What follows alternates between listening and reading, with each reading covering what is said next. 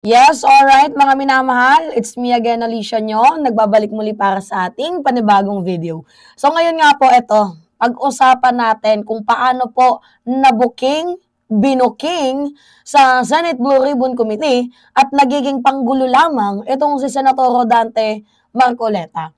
Sabi dito ni Senator Ping Lacson, maski wala sa qualification, yung restitution nasa poder pa rin ng Department of Justice bilang mother agency nitong Witness Protection Program kung anong guidelines ang pwede nilang ipatupad sa pag-a-admit sa Witness Protection Program ng sino man. Kasi ganito yung eksenang Hanash.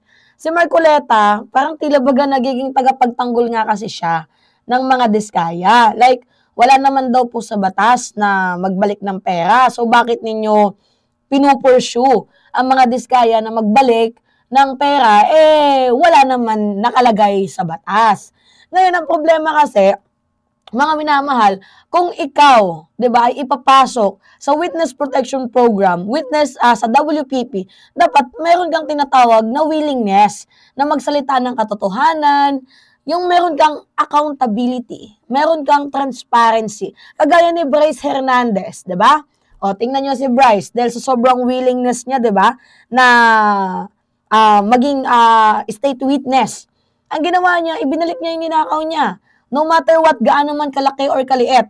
'Di ba? Well, ano pa nga ba nga asahan natin kung gaano man kalaki yung ninakaw ng mga diskaya na in the first place, baka nga nagastos na nga nila yon or baka pinavolt yung pera, we do not know lang.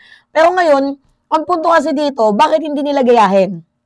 Itong si Bryce Hernandez, ibinalik yung Lamborghini, ibinalik yung Ferrari na kotse. Kasi alam niya naman talaga na yun po ay galing sa nakaw. So, if gusto mong maging state witness at protektahan ka ng gobyerno sa WPP, dapat nandun yung willingness mo na magsabi ng totoo. Pero sa ating nakikita, mga minamahal, mukhang they are protected by our beloved Senator Rodante Marcoleta. Like, mas inuunan niya yung interest ng mga diskaya Kung ako lang yung tatanungin kaysa sa interest ng taong bayan. So malinaw naman, 'di ba?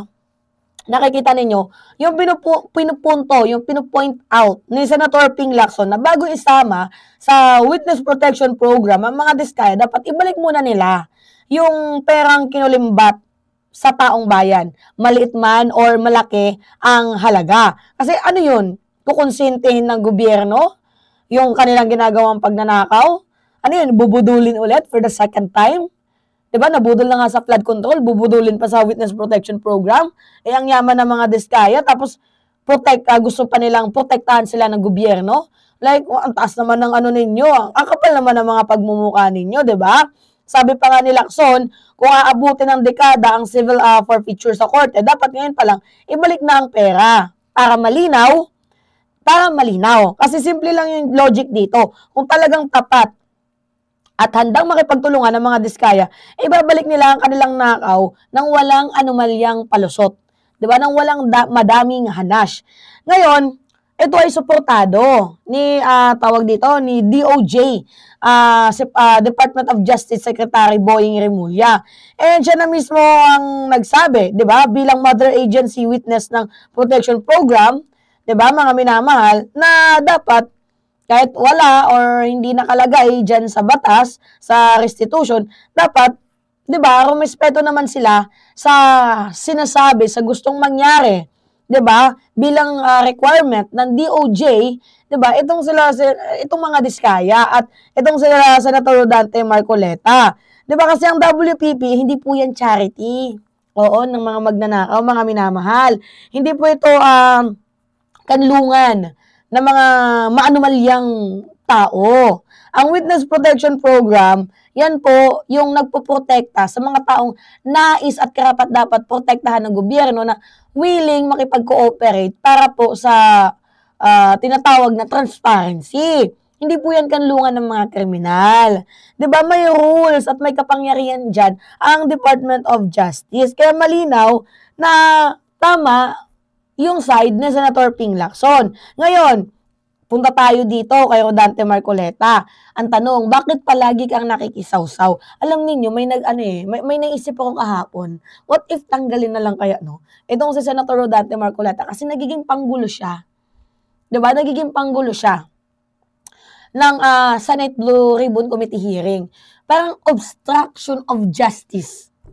'Di ba? Kung tawagin, itong ginagawa ni Senator Rodante Marcoleta, lagi niyang linya, wala yan sa batas. Ginagamit niya ang batas para pagtakpan ng mali. Parang gano'n. Hindi ko alam kung saan ba talaga kumakampi itong si Senator Rodante Marcoleta, sa taong bayan ba or sa bilyong-bilyong nawawalang pondo ng kaban ng bayan or sa mga diskaya na pinipilit niyang itago sa WPP. So, hindi lang naman ata ako nakapansin nito, 'di ba? Pansinin niyo din, mga minamahal, na laging ginagamit ni Marcoleta ang batas para gawing kalasag.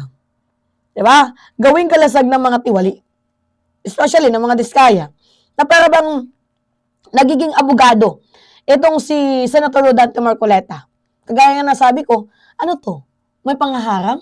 Obstruction of justice ba ang dating? Imbes na tulungan na mabawi ang pera, siya pang humahanap ng butas, di ba, mga minamahal, para itong si Senator, itong mga diskaya, ay mapagtakpan ang kanilang ginagawang kamalian. So, sobrang linaw ng layunin ni Senator Rodante Marcoleta. Kaya kung siya man ay napapagtulungan, di ba, ng Tulfo Brothers, ng mga nandyan sa Senado, ay kasalanan niya na yun. Kasi hindi maayos ang kanyang paninindigan. Gets ninyo, mga minamahal? Kasi kung nasa tama, nasa right way, kung ikaw ay para sa accountability, diba? Kung para ikaw sa credibility, sa hustisya, gusto mong iligtas ang pera ng taong bayan, hindi ka pumuprotekta ng mga taong may issue sa anomalya.